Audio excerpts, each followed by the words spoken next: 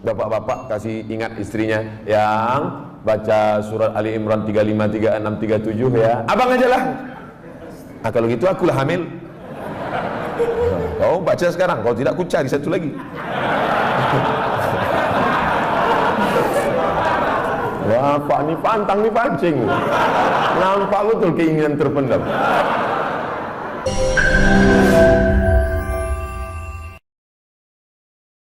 Sekarang saya jawab pertanyaan. Kemarin pernah ngisi acara di Mandala. Ustadz kemarin ngisi acara di Mandala. Minta doa agar dapat keturunan Pak Ustadz. La tuqra'u fi amrin asirin. Kalau surat ini dibacakan pada perkara yang sulit, sulit nikah, sulit anak, sulit rezeki, illa yassarahullah, maka Allah memudahkan.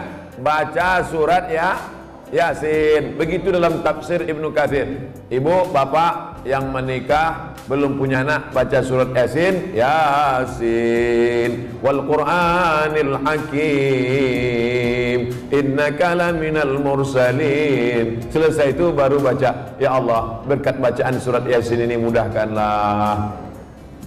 Tapi ada pula anak muda ini datang ke saya, Pak Ustaz Somad, udah 40 tahun saya belum punya anak. Kenapa gitu? Belum nikah. Nikahlah. Baca surat Yasin juga.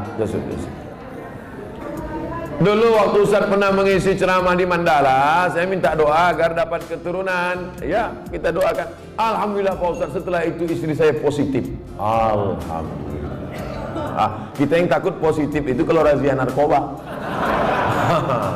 Kalau positif hamil, kalau udah nikah, alhamdulillah. Belum nikah, na'udzubillah. Sekali lagi mohon doanya Pak Ustaz. Minta doa sekali lagi agar saya dapat keturunan yang soleh dan soleha. Baca surat Ali Imran ayat 35, 36, 37. Mau tidur malam sama habis subuh.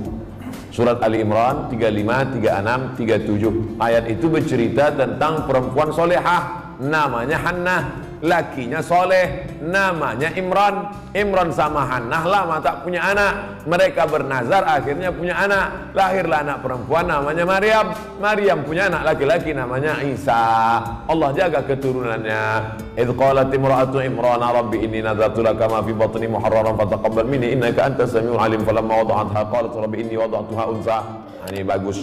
Bapak-bapak kasih ingat istrinya yang baca surat Ali Imran 35, 36, 37 ya. Abang aja lah. Nah, kalau gitu akulah hamil. Kau baca sekarang, kalau tidak aku cari satu lagi. Wah, Pak ni pantang ni pancing. Nampak betul keinginan terpendam. Insya Allah kalau anak saya laki-laki akan saya beri nama Muhammad Baghawi. Oh, ulama besar. Imam Nawawi ada mengutip pendapat Imam Al-Baghawi dalam kitab Majmu' Syarah Muhadzab dalam masalah bayar fidyah salat. Fidyah salat itu pendapat Imam Al-Baghawi yang dikutip pendapatnya oleh Imam An-Nawawi dalam kitab Al-Majmu' Syarah Muhadzab. Bagus sekali. Kalau perempuan mohon kasih nama Pak Ustaz Nuairah. Nuairah artinya secercah cahaya. Masya Allah. Kok tiba-tiba Ustaz kasih itu? Tak tahu, pas nengok lampu. Nuairah. Nanti manggilnya Nuairah secercah cahaya. Tambah-tambah kasih lain boleh, tak apa-apa. Ustaz, apa yang membedakan seorang makmum dengan seorang imam? Imam di muka, makmum di belakang. Ustaz ni macam jawaban anak TK. Al-imamu junnah. Imam itu penanggung jawab. Faqiraatul imam qiraatul makmum. Bacaan seimam menjadi bacaan makmum, maka bacaan imam mesti sempurna. Syarat menjadi imam 14. Buka dalam kitab Al-Fiqhul Islami wa Adillatuh Syekh Wahab Zuhaili menurut mazhab Syafi'i. Yang pertama, wali. Jadi kalau berkumpul orang di kota Medan ini, siapa yang paling layak menjadi imam? Wali kota. Kalau wali kotanya tak sanggup jadi imam, yang tak usah bersuara, imam zuhur, asar. Diangkat imam. Imam yang kedua namanya imam ratib. Diangkatlah imam ratib. Kalau di Masjidil Haram itu Syekh Abdurrahman Sudais, itu diangkat oleh raja, oleh sebelum Salman, sebelum lagi Abdullah, sebelum lagi Fahad. Nah, itu imam paling tinggi wali. Yang keduanya adalah imam ratib. Yang ketiga ahfazuhum, yang paling banyak hafalan Qur'annya. Jadi kalau kumpul kita ramai-ramai, siapa yang paling layak jadi imam? Inilah yang hafiz.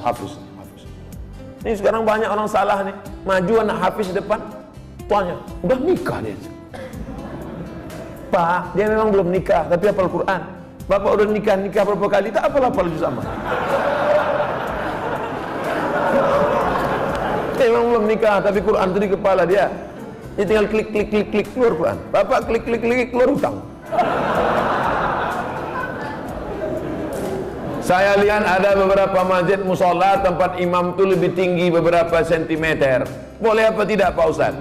Makruh hukumnya kalau tempat imam itu lebih dari zira' sehasta.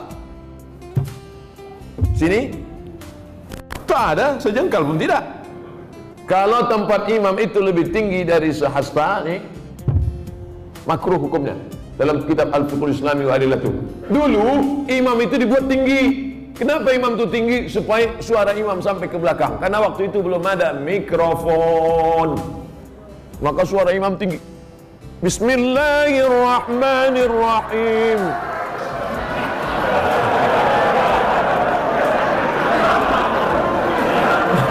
Ore kata makmum. Jadi kalau saya kira tak ada di Medan ini tempat imam lebih dari sehasta, kecuali Idul Adha, Idul Fitri ya. Tapi kalau yang imam-imam ratib di masjid tak sampai. Kalau sekedar dibangunnya segini tak apa-apa, supaya nampak imam. Karena ada juga makmum tuh yang menengok, mana imamnya. Nah, tak mancing aja. Kita lanjutkan. Ustadz, saya tinggal di masjid sudah lebih 6 tahun, sejak 2012.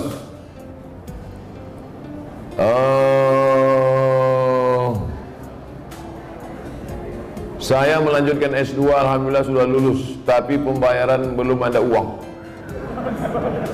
Kalau ada orang dermawan yang ingin membantu, alhamdulillah saya mau bersyukur. Kirimkan ke nomor 0. Ini boleh untuk dibaca karena itu rahasia.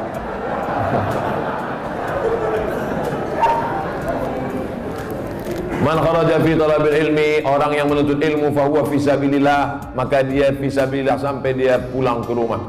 Jadi bapak ibu yang menolong orang berjihad fisabilillah, man jahaza ghazian faqad ghaza. Siapa yang menolong orang jihad sama dengan pergi jihad. Makanya Utsman bin Affan dia tak ikut perang Badar. Utsman bin Affan tak ikut perang Badar, tapi namanya tercatat. Kenapa? Karena dia membelikan kuda, membelikan tombak, membelikan anak panah. Jadi yang punya kelebihan rezeki, santuni anak yatim, makin tinggi strata pendidikan. S1, LC, S2, MA, S3, ini berikan. Duit banyak disimpan itu apa? Bapak simpan banyak, simpan, pelit, kedekut, bakhil, simpan, mati. Habis dia ambil ibu, nikah dia sama Bronis. Untuk apa simpan duit? Tak ada orang mati buat duit. Simpan, ibu pun gitu juga. Pelit, simpan, mati. Dia ambil bapak, kawin sama anak gadis. Ada duit keluarga, kasih, ini nomor, ada nomor. Bronis, berondong manis. Semoga Tuan Guru diberikan keberkahan, amin. Amin. Bolehkah kita menjamak sholat ketika melakukan operasi? Syarat jamak qashar 89 km dari Pekanbaru ke Medan, 600 km. Pekanbaru ke Medan 600 km. Kalau tak percaya ukur sendiri. Itu maka saya jamak qashar tadi. Asar 2 rakaat. Tapi boleh jamak tidak pakai qashar. Hadis riwayat Abdullah bin Abbas. Hajat sangat tinggi. Bapak dokter spesialis. Operasi jam 11, selesai jam 5. Jam 11 tadi operasi, selesai jam 5. Zuhurnya kemana? Jamak takhir, tidak pakai qashar. Zuhur 4 rakaat, asar 4 rakaat. Yang mengoperasi tak bisa diganti dengan dokter lain. Memang dia aja sendiri. Banyak kabel-kabel dalam, harus salah potong. Kalau sampai digantikan dokter lain, bingung dia. Oh, ini salah sambung pula, koslet. Yang mengoperasi, bagaimana dengan yang dioperasi? Begitu juga, operasi tulang belakang, operasi kulit. Jam berapa mulai operasinya? Jam 6 sore. Sementara di Medan maghrib jam 6.30. Selesai operasi jam 10 malam. Kemana maghribnya? Maghribnya tarik jamaah takhir, maghribnya 3 rakaat, isyaknya 4 rakaat. Tapi jangan mempermudah-mudah. Ini banyak ini operasi tingkat tinggi. Ini nikah pun main jamak juga. Nikah tak sholat zuhur tuh duduk di pelamin. Kau tak sholat zuhur, sayang makeup luntur. Tak ada rukhsah, tetap sholat zuhur, tetap sholat. Di setel jam 12.30 duduk di pelaminan. Stop jam 5 supaya zuhurnya tetap sholat pada waktunya dan asarnya tetap. Tapi kalau operasi ini memanglah operasi ini lama, baik yang mengoperasi maupun yang dioperasi. Kenapa? Darurat tingkat tinggi. Kita doakan anak-anak kita jadi dokter insyaallah. Kenapa begitu? Dokter ini duitnya banyak, kerjanya tak berat. Buka-buka mulut orang, 5 juta.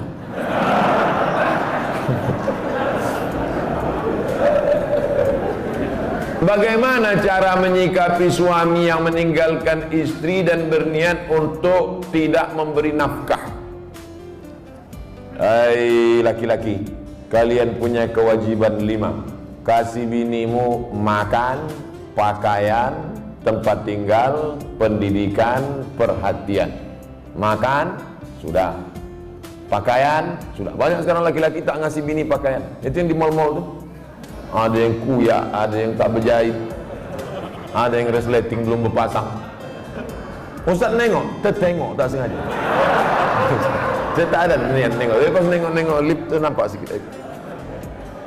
Pertama kasih dia makan, yang kedua kasih dia pakaian, ketiga kasih dia tempat tinggal yang layak sesuai dengan kemampuan, yang keempat kasih dia pendidikan. Kalian yang mendidik dia, kalau tak sanggup mendidik dia, suruh dia dengar pengajian. Perhatian, sanjungan, perempuan suka disanjung-sanjung. Gimana bang tengok baju yang ku beli kemarin bang? Belum pernah abang menengok baju macam itu. Padahal berserak-serak simpang limun. Nah, kalau tidak kau berikan ini, maka perempuan ini punya wali. Jangan bodoh-bodohnya anak gadis kita. Anak gadis ibu punya wali 6. Ayah, atuk, abang, adik, pakcik, abang ayah, adik ayah. Maka laki-laki yang tak menunaikan 5 kewajibannya tadi, wali tadi memanggil. Bukan 6-6-nya, salah satu. Jangan 6-6-nya, pucat mati dia. Salah satu aja. Ayah, abang, adik, pakcik. Aku sebagai wali, sini kau. Sini. Kalau kebetulan bapak tentara, polisi, cabut pistol letakkan situ. Kalau pak, macam-macam, aku tembak kepala kan. Kenapa tak kau kasih dia makan? Kenapa tak kau kasih dia nafkah? Apa ini? Perempuan yang dibodoh-bodohi. Ini tak dikasih nafkah, diam. Tak dikasih belanja, diam. Muka biru ditumbuk merah, diam. Kenapa kau tak melawan? Sorga di bawah tapak kaki laki. Bodoh. Kalian perempuan punya wali. Perempuan punya wali. Bukan perempuan itu yang ngomong. Ini banyak sekarang perempuan ngomong langsung sama suami. Bukan begitu. Ada walinya yang mempertanyakan. Nah, jadi kalau mengerti, betul kata Nabi, hai para wali, para ayah, para abang, para kakek, para datuk, para pakcik, para paman, idza ja'akum man tardawna dinahu, kalau datang orang meminang anak gadismu, meminang adikmu, meminang cucu, pandanglah 2. Din, agamanya baik, wa khuluquhu, akhlaknya baik. Baik agamanya, baik akhlaknya, nikahkan dia. Jangan kau tengok mobilnya. Ini kalau datang naik Grab aja. Oh datang naik Mercedes Benz, inilah dia. Rupanya rental. Pak Ustadz, bagaimana cara husnuzon terhadap takdir Allah? Terkadang yang namanya manusia nih, asa an takrahu syai'a, boleh jadi kau benci pada sesuatu. wa yaj'alallahu fihi khairan katsira. Kau benci, di balik benci itu ada kebaikan yang luar biasa. Ikut latihan paskibraka, sudah hampir mau, tiba-tiba batal, sakit hati, benci, kenapa nasib begini? Rupanya skenario Allah indah. Dipanggil sama Pak Kapolres, diuruskan ke Jakarta, terbang ke Jakarta. Takdir, rencana Allah jauh lebih indah daripada yang kita rencanakan. Tapi jangan gara-gara ini besok tidur jam 8 tarik selimut, kau tak pergi kerja. Rencana Allah jauh lebih indah. Usaha, doa, tawakal, niat baik, cakap baik, buat baik. Datang baik berarti dari Allah, datang tak baik, sabar, Allah sedang menguji. Oleh sebab itu maka kita hanya berusaha, al-insanu mudabbir wallahu muqaddir. Allah yang menetapkan final akhirnya. Jangan pernah berhenti berusaha, jangan pernah suudzon pada Allah Subhanahu wa taala. Kalau sudah terjadi tak sesuai dengan keinginan, qaddarallah. Kalau sudah terjadi tak sesuai dengan kehendak, apa yang keluar dari mulut kita? Qaddarallah. Ucapkan qaddarallah, sudah takdir Allah, qaddarallah.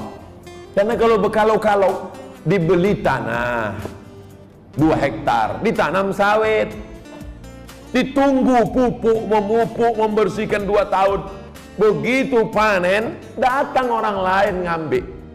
Ini sawit saya, ini tanahnya, ini surat dari BPN. Apa tak gila gitu?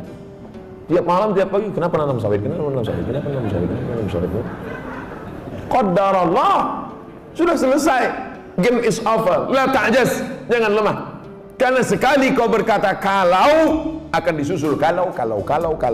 Itulah orang kena insomnia, tak tidur malam. Kudik-kudik. Pergi ke psikiater. Pak psikiater, ya aku sudah tak tidur berapa lama? Sudah 2 malam tak tidur. Kata psikiater, aku 2 bulan tak tidur dah. Parah pula aku dari kau lagi. Siapa yang tak punya masalah hidup ini? Oleh sebab itu kita berbaik sangka kepada Allah Subhanahu wa taala selama sudah dilaksanakan 3: ikhtiar, usaha, doa, tawakal. Fa idza azamta, kalau kau sudah azam, fatawakkal 'ala Allah. Innallaha yuhibbul mutawakkilin. Allah suka pada orang yang bertawakal. Semua buah-buahan yang ada di Medan, di Berastagi, di Rantau Prapat, semua buah-buahan yang ada di dunia ini, itu sudah tertulis di buah itu Abdul Somad. Semua ikan-ikan yang ada di Belawan, yang ada di Medan, yang ada di Pancur Batu, sudah tertulis di ikan itu Abdul Somad. Tidak akan mungkin ikan itu dimakan orang lain. Ikan mahal, ikan hebat, sudah tertulis itu, tak akan mungkin makan. Abdul Somad tak sanggup membeli ikan itu karena sekilonya sampai 200.000. Mana kita sanggup? Seonnya 200.000, ikan mahal. Itu kalau dimakan tamu menetes air mata kita. Saking mahal. Tapi karena sudah tertulis punya Abdul Somad, kalau rezeki takkan kemana, dituliskan Allah SWT. Siapa membelikan itu? Bini gubernur belanja pagi-pagi. Orang kaya belanja kan nunjuknya pakai kelingkingannya berapa. Nah, dimasak, selesai dimasak, tentu makan pakai meja yang bisa berputar tuh. Kalau berkumpul lah di situ, Kapolda, Danrem, gubernur, siapa yang ustadz, siapa yang makan duluan? Ustadz lah. Mungkin orang itu makan duluan. Masih ada. Silakan Ustaz. Saya doa lah duluan situ. Udah ada nama situ Abdul Somad. Tapi cerita ini jangan membuat kita pasif tak bekerja. Ya gara-gara ini besok bapak tak ada yang masuk kantor. Bang nih, bang kerja. Udah tulis nama aku di ikan itu. Ibu jangan marah. Kalau ada laki besok begitu, ibu diam aja. Pas jam 9 dia bangun, dibukanya, mana sarapan kita? Udah tulis nama bang situ bang.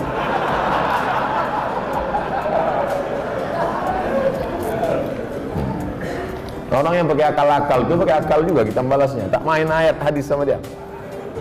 Ustaz, kalau sudah wudhu terus makan, wudhunya batal apa tidak? Kalau pula makan batalkan wudhu, kecuali makan sambil kentut. Makan tidak membatalkan wudhu. Beli buku judulnya Fikih Islam Sulaiman Rasyid. Saya ulang sekali lagi, Fikih Islam Sulaiman Rasyid, bahasa Indonesia. Syekh Sulaiman Rasyid, orang Lampung, tamat dari Al-Azhar Mesir 1935. 10 tahun sebelum Indonesia merdeka dia sudah tamat Al-Azhar Mesir. Jabatan terakhirnya rektor di Lampung, IAIN Lampung. Fikih Islam simple sederhana, supaya tahu mana rukun, mana syarat, mana wajib, mana makruh, mana membatalkan. Setiap rumah mesti punya buku ini. Ini fikih yang simple, murah, harganya 40.000. Kalau naik saya tak tanggung jawab.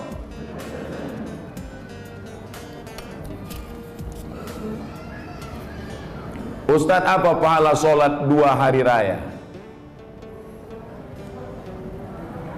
Sholat Idul Fitri, Idul Adha tak perlu dibalas. Sholat Idul Fitri, Idul Adha tidak perlu disebutkan dalil-dalilnya, tak perlu dimotivasi. Karena yang tak sembahyang pun sembahyang. Yang perlu dikasih motivasi itu sholat subuh. Lau ya'lamuna ma fil atamati was subhi. Seandainya mereka tahu pahala sholat isya berjamaah dan subuh berjamaah, la atauhuma abwan, mereka akan datang walaupun merangkak. Saking beratnya sholat isya sama sholat subuh. Rakaat al-fajri khairun minad dunya wa ma fiha. 2 rakaat sholat subuh, qobliyah subuh, sholat sunat sebelum subuh lebih baik daripada dunia dan seisinya. Kalau sholat qobliyahnya lebih baik dari dunia dan seisinya, apalagi sholat subuhnya. Adapun sholat Idul Fitri, Idul Adha, maka Nabi memerintahkan perempuan, maaf cakap yang sedang haid, perempuan yang haid tetap datang keluar rumah, bukan untuk sholat tapi mendengarkan khutbah. Sholatnya biasa aja, mendengarkan khutbahnya. Dengarkan khutbah. Ini banyak orang sholat id, begitu khotib naik ke atas mimbar, Allahu Akbar, Allahu Akbar, Allahu Akbar. Dia mulailah megang telekung kawan. Kau beli di mana? Di Sukaramai apa di Olimpia? Ustaz, kalau bercadar bagi perempuan wajib apa tidak? Ada namanya Syekh Twigri, tempatnya di Riyadh, Saudi Arabia. Kata dia cadar itu wajib. Syekh Twigri mengatakan cadar wajib. Syekh Albani mengatakan cadar tak wajib. Sesama ulama Salafi pun, jangankan yang mazhab Syafi'i, tak sepakat tentang cadar wajib. Adapun ulama-ulama Al-Azhar Mesir mayoritas mengatakan cadar tak wajib. Tapi kalau bercadar bagus, apalagi anak-anak gadis yang putih, bening, cantik, kalau minum kopi nampak mengalir sini. Itu bagus dia bercadar. Kalau sampailah anak gadis cantik tak bercadar di Medan ini, tabrakanlah supir-supir sudaku kocan. Habis. Nah, jadi bagus. Makanya yang bercadar jangan diejek. Kenapa kalau ada orang bercadar diejek? Kenapa kalau ada orang bercadar diolok-olok? Tapi kalau perempuan berok pendek diam, berarti setan. Yang bercadar bagus, silakan. Yang tak bercadar tak apa-apa. Jangan antara yang bercadar dengan bercadar saling ejek mengejek. Kalau kalian yang bercadar mengejek yang tak bercadar, yang tak bercadar mengejek yang bercadar, yang ketawa yang tak bercelana.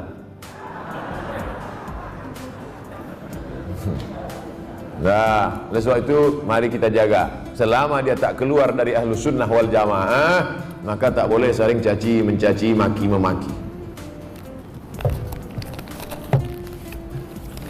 Pandangan dari syariat Islam tentang mewujudkan kemerdekaan yang hakiki. Merdeka kita tidak didikte orang lagi.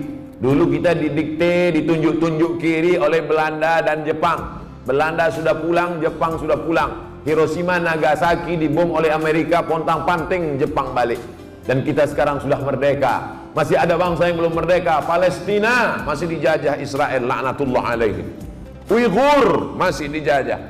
Rohingya masih dijajah. Patani masih dijajah.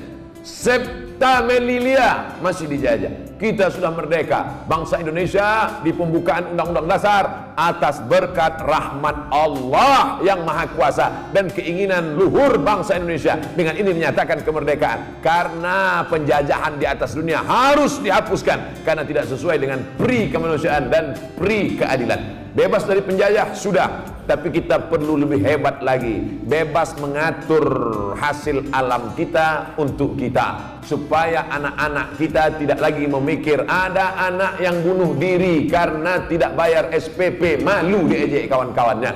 Padahal mestinya pendidikan gratis, 20% sudah dialokasikan pemerintah. Ada orang yang mesti ngantri hanya untuk mencari pekerjaan sebagai driver transportasi online. Bukan hina pekerjaan ini, halal, baik, tapi tak layak dengan strata pendidikan mereka yang tinggi. Oleh sebab itu maka kita tak boleh merasa puas, tapi bukan ajang untuk caci mencaci, cela mencela. Ini tanggung jawab kita bersama. Mudah-mudahan kita merdeka dari kebodohan, merdeka dari uang sekolah yang mahal, merdeka dari tidak ada kesempatan kerja, sehingga tahun ke depan menjadi lebih baik insyaallah. Amin ya rabbal alamin.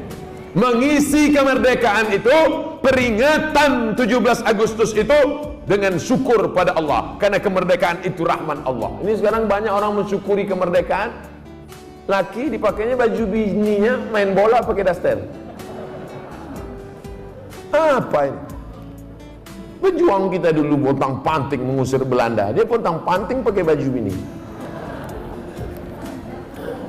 Saya tidak bertanya, saya hanya mohon doa agar anak saya jadi hafiz Quran yang rendah hati, suka bersedekah serta bermanfaat bagi umat. Tidak hanya yang minta request ini, semua anak-anaknya nanti, baik yang sudah lahir maupun belum lahir, maupun yang emaknya belum dapat. Yang lajang-lajang nih, yang berondong-berondong nih, saya doakan nanti semua di akhir majelis semuanya mendapatkan kebaikan insyaallah. Amin ya rabbal alamin. Ringkas saja Pak Ustaz, saya mohon Ustaz jabarkan tentang Nabi Ibrahim yang walaupun ayahnya kafir, beliau sangat santun terhadap orang tuanya. La illam tantahi Ibrahim, kalau kau tidak berhenti menceramahi aku, kalau kau tak berhenti mengajak aku menyembah Allah, la arjumannaka, aku lempar kau pakai batu sampai mati Ibrahim. Ada ayah orang Medan gini, rasa-rasanya tak ada. Kalau kau tak berhenti menceramahi aku Ibrahim, la arjumannaka, aku lempar kau pakai batu. Wahjurni maliya, pergi kau dari sini, tinggalkan rumah ini, tinggalkan kampung ini, maliya, untuk waktu yang lama, usah kau balik-balik lagi. Apa jawaban Ibrahim alaihissalam? Salamun alaika, selamat untuk ayah. Astaghfirulaka Rabbi, aku akan mintakan ampun kepada Allah atas dosa-dosamu wahai ayahku. Innahu kana bi hafiya, Allah itu mengabulkan doaku.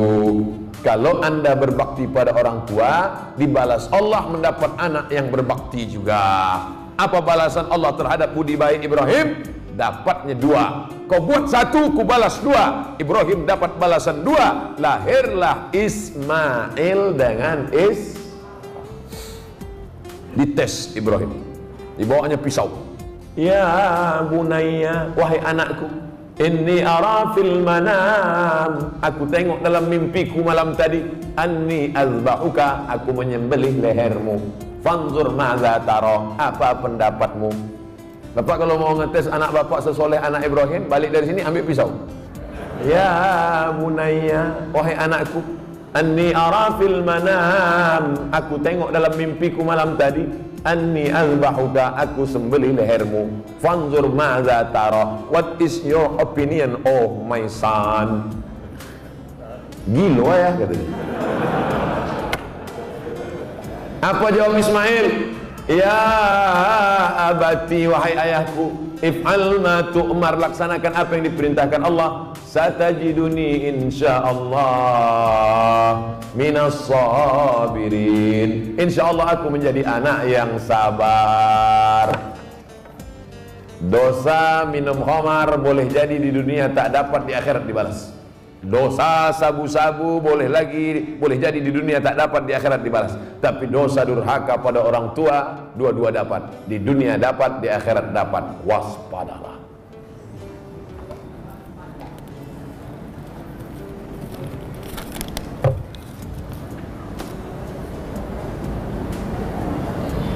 Diturunkan Al-Quran di bumi ini untuk memelihara semesta alam. Kenapa tak ada keinginan Ustadz menjadi pemimpin umat di birokrasi? Mancing-mancing.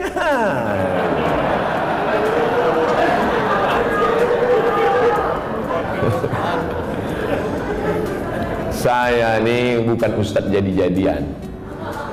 Nih aku kasih tahu. Saya dari kecil memang sudah dipesankan datuk-datuk saya, cucuku yang ini mesti sekolah agama. Cucuku yang satu ini untuk sekolah agama. Yang lain mau sekolah dokter, mau jadi pengacara, mau jadi jaksa, mau jadi hakim, mau jadi polisi, mau jadi tentara. Makanya sepupu saya ada yang polisi, ada yang tentara, ada yang jaksa, ada yang guru. Tapi saya memang dipesankan cucuku yang satu ini mesti sekolah agama. Nah, jadi pilih yang lain-lain. Jangan sakit hati. Banyak lagi yang lebih mantap-mantap, hebat-hebat. Jadi Ustaz, saya sampai mati jadi Ustaz aja. Kalau masih kuat berceramah, ceramah. Tak lagi kuat, ngajar alif. Alif yati alif bawah alif depan. Apa tanggapan Ustaz tentang hukum pembuat penjual lukisan? Idza kanat laha dhillun ajma'al ulama ala tahrimiha. Begitu kata Imam Ibnu Hajar Al-Asqalani. Kalau ada bayang-bayangnya, maka sepakat ulama bahwa dia haram. Ada bayang-bayangnya. Laha dhillun, ada bayang-bayangnya. Ambil senter dia. Senter, ada tak bayang-bayangnya? Artinya yang tak boleh itu patung. Dicetak, diukir, dibentuk. Itu pun kalau lengkap dari ujung rambut sampai ujung kaki. Kalau kepalanya aja tak apa-apa, boleh. Ibu di rumah ada patung gajah keramik mahal, lengkap dari belalai sampai ujung kaki. Balik dari sini, potong. Potong. Tinggalkan belalainya aja sedikit. Jangan utuh, haram, tak boleh. Di kamar ada keramik burung merpati sedang bercengkrama, ada lampu di tengah, utuh dari muncung sampai ekor sampai kaki. Potong. Bang, demi Ustaz Somad kita poso. Tinggalkan sedikit. Jangan utuh, yang utuh tak boleh, haram. Tak masuk malaikat. Malaikat rahmat tak masuk. Apakah setiap muslim bisa menjawab pertanyaan malaikat kubur tentang ketuhanan, kenabian? Jangan dihafal. Ini bukan tes PNS. Ini bukan SNMPTN, seleksi nasional masuk perguruan tinggi negeri. Yusabbitullahu alladhina amanu bil qawli tsabit. Yang dibuat Allah bisa menjawab itu karena istiqamah, berjamaah, beramal soleh. Illalladzina amanu wa amilus shalihat. Jadi jangan dihafal dari sekarang. Man rabbuka? Allah. Man nabiyuka? Muhammad. Man imamuka? Kau tak sembahyang ke masjid Hidayah? Udah kuapal semua, udah kecil sudah. Udah dapat bocoran soal. Ini bukan ini otak-otak ini.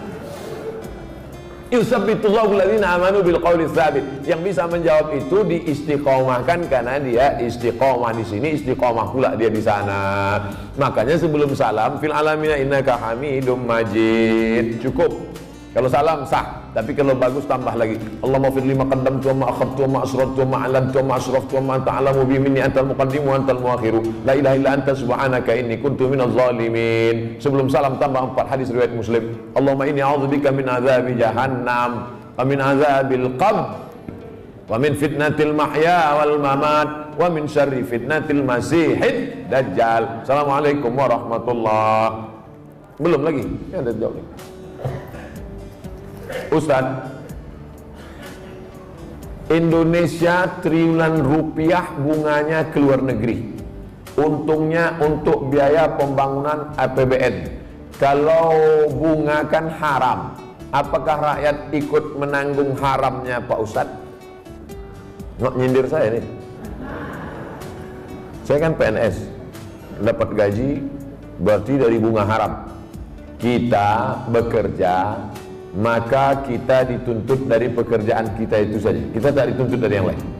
Walaupun bapak pegawai APBD, APBN, polisi, tentara, guru, PNS, pekerjaan kita itu halal.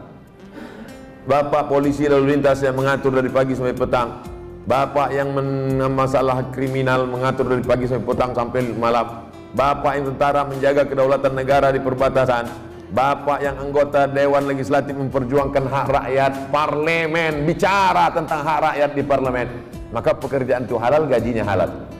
Bapak, ibu buka rumah makan nasi lemak, halal apa haram nasi lemak itu? Oh, banyak yang ragu. Nasi lemak halal. Datang orang membeli nasi lemak, saya beli nasi 5 bungkus. Kita tak perlu tanya sama yang pembeli itu, ini duit kau, ini duit dari mana nih? Tengok muka kau macam muka-muka perampok. Tak perlu kita tanya dia dapat duit dari mana, karena yang ditengok bukan kerja dia, tapi kerja kita. Kita jual semen. Semen itu halal apa? Halal, bukan untuk dimakan. Semen itu halal. Kita jual semen, datang orang beli, koruptor mau bangun rumah, saya beli semen, maaf, tidak menerima uang koruptor, cari toko yang lain.